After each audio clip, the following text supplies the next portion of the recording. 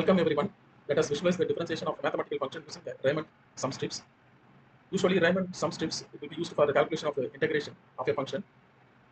Here we are using the same concept for visualizing the differentiation of standard mathematical functions.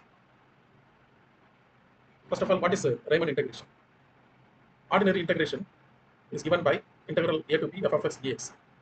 This integration is exact and continuous. Riemann integration is given by limit n tends to infinity delta x summation I is equal to 1 up to n f of x.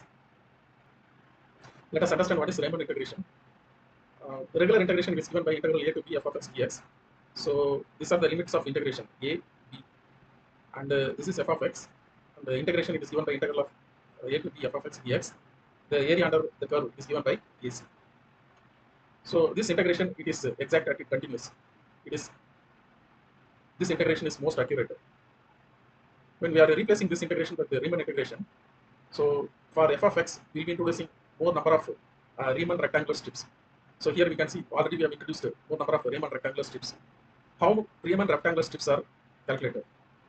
So we are selecting the domain between the limits a and b, and we are taking points at the regular interval in the x domain. For example, so these are all the points in the x domain which we are taking it at the regular interval. So for these points, we calculate what is f of x. So for example, for this f of x I, this is the corresponding f of x. For this point, this is the corresponding f of x. For this point, this is corresponding f of x. And for this point, this is corresponding f of x. So likewise, we can calculate for all the points inside the domain. And we are multiplying that by delta x. So that means the area under the under Riemann integration, it is calculated by calculating the f of x multiplying by delta x. The summation of all these rectangular strips, that gives us the Riemann area.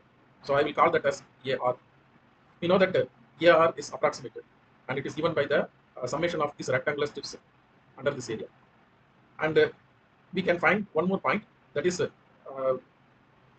AC is exact and accurate, and AR, it is approximate, and AC minus AR will be the error. Here we can see that what will be the AC minus AR.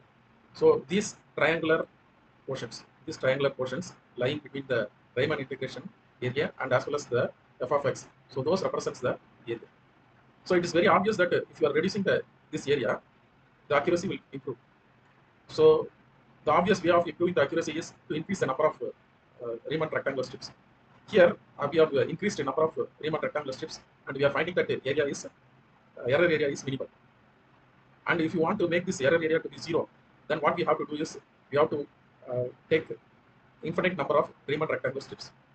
If the number of Riemann rectangular strips are infinite, then our Riemann area, will be equal to the area of the continuous curve. So in other words, area of the continuous curve will be equal to area of the Riemann if error is 0. When this will happen? This will be happen when the number of Riemann rectangular strips goes to infinity. There are three types of Riemann sums. Upper Riemann sums. Here the left side of the Riemann rectangular strips that will be touching the curve, and the value of Riemann function is calculated at that point. For example, this is xi minus 1. The value of function is calculated at xi minus 1. So similarly here the value is calculated at x minus 1, and that is multiplied with delta x. In the lower Riemann sum, the right side of the Riemann rectangular strips that will be touching the curve, and the value of the function is also calculated from the right side of the Riemann rectangular strips. So that is at xi.